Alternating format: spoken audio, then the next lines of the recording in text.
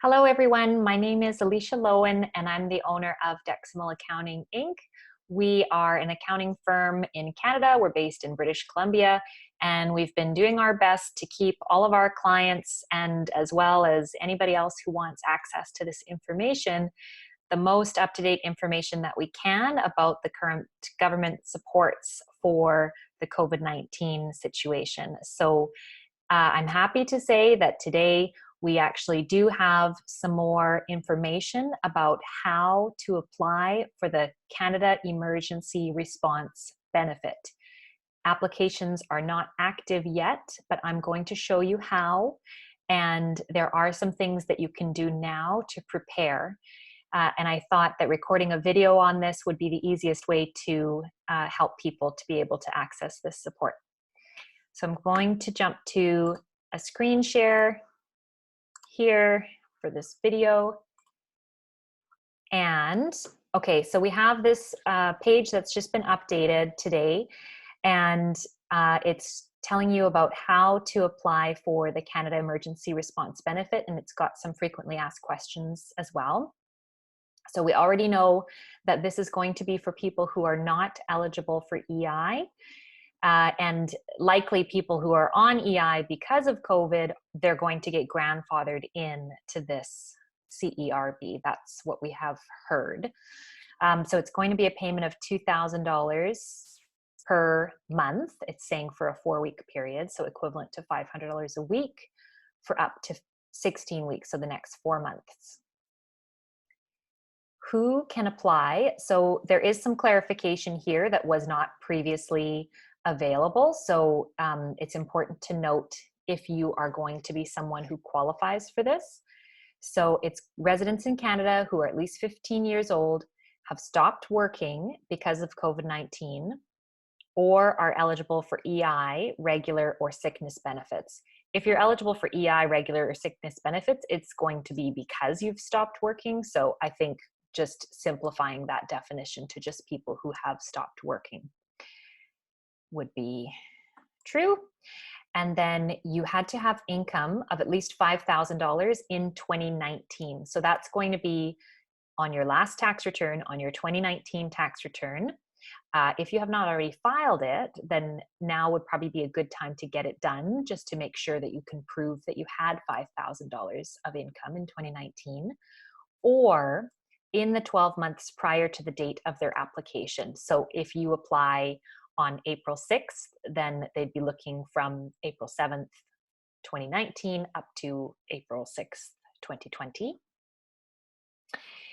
And you are currently, or you expect to be, without employment or self-employment income, so sole proprietors can get this as well, for at least 14 consecutive days in the initial 4-week period. And then I also saw that you have stopped working entirely, like you're not expecting any more employment income. So make sure that it says that here. Yeah, I think it's this part. It was worded differently on a different government site, but it does say the benefit is only available to individuals who stopped work and are not earning employment or self-employment income. So you may still have 14 days in the initial period, which means right now at the start, the next 4 weeks after your claim, but then you can't be working part-time and collecting this CERB benefit. You need to have stopped work entirely, because it does say that here. Okay, and then another thing that's important is the $5,000 can be from any of the following sources: employment, self-employment, or maternity and parental benefits from EI. So if you've been on regular EI because you were out of work, then that's not going to qualify for that $5,000. You had to have had at least $5,000 of employment or self-employment, or you've been on maternity or parental leave. Okay, so now we're getting to the good stuff. How to apply. So it will start on Monday, April 6th. So today is April 1st, and this applications will be starting on the 6th. but there's different days that you're supposed to apply based on your birth month. So I will be showing that as well. So there's 2 ways to apply: online with CRA My Account or over the phone. So if you are applying online, they had a few, I already expanded these, but they had a few questions. So you need CRA My Account to fill in the application. So what you can do right now, it's April 1st today, and you've got a few days before applications start. Start that process now of getting CRA My Account set up, because they usually need to, at least when I set it up years ago, I don't know if it's still exactly the same, but they need to mail you an access code in the mail. So they might have revamped that to make it a little bit more electronic, but I know that when I applied, I put in all my info and then I had to wait to get an access code in the mail. So definitely, if you don't already have it, then do it now. And I'll show you how. We're going to walk through how to register for CRA My Account if you don't already have one. So if you already have it, then great. They're like, here's the button. Make sure your direct deposit and mailing information is up to date. So if you've changed your bank recently, or if you never set up direct deposit, then do that now. And so you'll be ready for when the application process actually starts. Yes, but you forgot it. So they do have an option to do forgot your password or forgot your user ID. Yes, but I'm locked out. Quickest way for you to apply would be to do it through the phone. If you've gotten locked out due to trying too many times and getting the wrong password, so be careful about not trying more than 3 times so that you don't get locked out. It would be better to do forgot your user ID or forgot your password and reset it, and don't risk getting yourself locked out. So applying by phone is going to work. So that's probably what they're suggesting here. Oh, My Service Canada account. It says you can do that as well. So there's some instructions if you were using My Service Canada account, which is what you would have set up if you were doing an EI application. And then no, if you don't have either, you can register for a new one. So we're going to go jump to that in a minute. But just first of all, not everybody has online access. And so if you're not able to apply online, you can apply over the phone. And so they listed the phone number here. Here it is. So the phone number is going to be 1-800-959-2019. So if you do not have online access, or for whatever reason, if CRA My Account is not going to work for you, then you can apply by phone. This is a different phone number than the regular CRA phone number. So I'm expecting they're probably setting up a dedicated phone line to be able to handle the volume of calls for applications. And just be prepared to sit on hold for a long time, because I think a lot of people are going to be calling at the same time. So try to be patient. Okay, let's see, what else do I need to go over with this? Okay, so once it is time to apply, then we have specific days based on your birth month, okay? Determine the best day of the week to apply once the system is available. So if you were born January, February, or March, then your application date is going to be April 6th. If you were born April, May, June, it's going to be April 7th. And July, August, September, April 8th, October, November, December is April 9th. So I'm sure that they are staggering this to try to avoid everybody applying on April 6th and just overloading the system and possibly crashing the website with too much web traffic. So I don't know if that means that you'll actually be prevented from filling in an application if you're not designated for that day. They might have some sort of control to prevent that. But in any case, you might as well just follow the schedule and look for your day to apply there. And so that's applying, that's either online or by phone. They want you to stick to those days. And after you apply, oh, actually, I didn't notice this the first time around.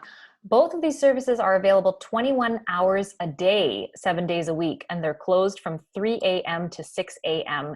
Eastern time. So even the phone lines are open, and then they're just closed for 3 hours in the middle of the night. So if you are planning on calling, I would suggest that you do it at a late hour when other people are likely to not be calling in. Like if you do it at 12 p.m., probably everybody's calling at the same time. So try and do it at a time of day that is going to be probably not such high call volume. Although it could be an automated telephone. I don't know if you're actually going to speak to a person or if it's just the sort of thing where you're going to punch in numbers on your phone. I'm not sure. So in any case, there's lots of flexibility there for the time that they're allowing you to apply. Okay, and then it will be a single payment for a 4-week period. So although it says $500 per week, that doesn't mean you're getting weekly payments, you're getting monthly payments. And then you can reapply for the payment for each 4-week period. So you likely would need to go back into your CRA My Account and say, yes, I'm still not working, and please give me another payment. Okay. Paid by direct deposit or by check if your direct deposit information is not on file, but you'll get the money a lot faster if you've got your direct deposit set up. Okay, I think that is all the important stuff here. Oh, it says if you've got direct deposit, you should get the payment within 3 business days from the application. So that's good that that's going to be pretty quick. So let's just quickly look at CRA My Account. I wanted to show you, if you have not used this before, you can register for CRA My Account for individuals. There are some options that I think don't require the whole sending an authorization code in the mail. So this sign-in partner, if you have, let's see the list, view the list. If you use one of these banks, you can actually use, so this is just showing which ones are possible. So if you use one of these banks, then take note of that. And then you can use this option 1, which is a little bit faster. So you'd register, let's see what it's going to ask me to do. I think you're using your online banking username and password, which you would already have set up.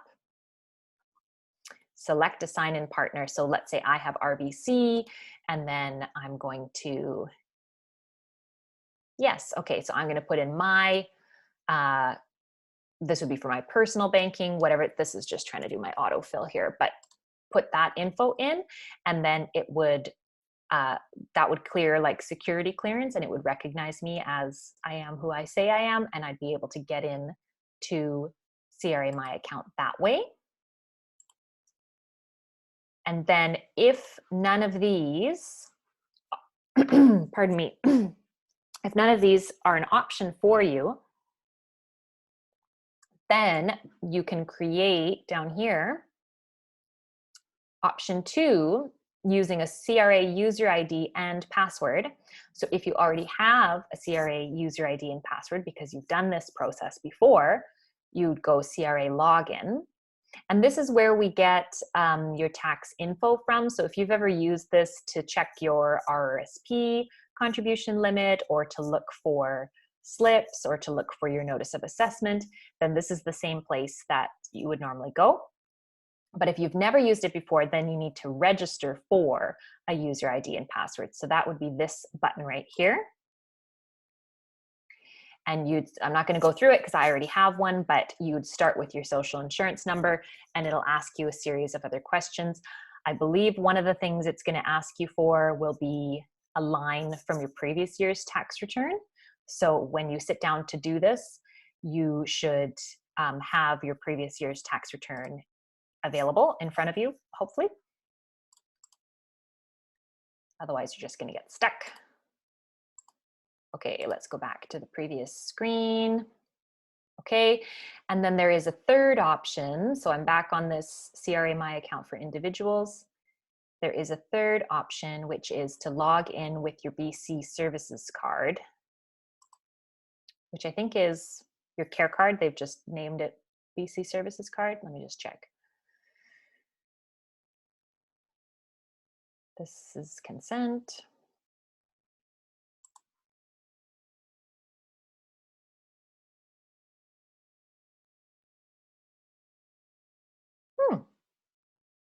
First time using your card to log in, set up your BC Services card account.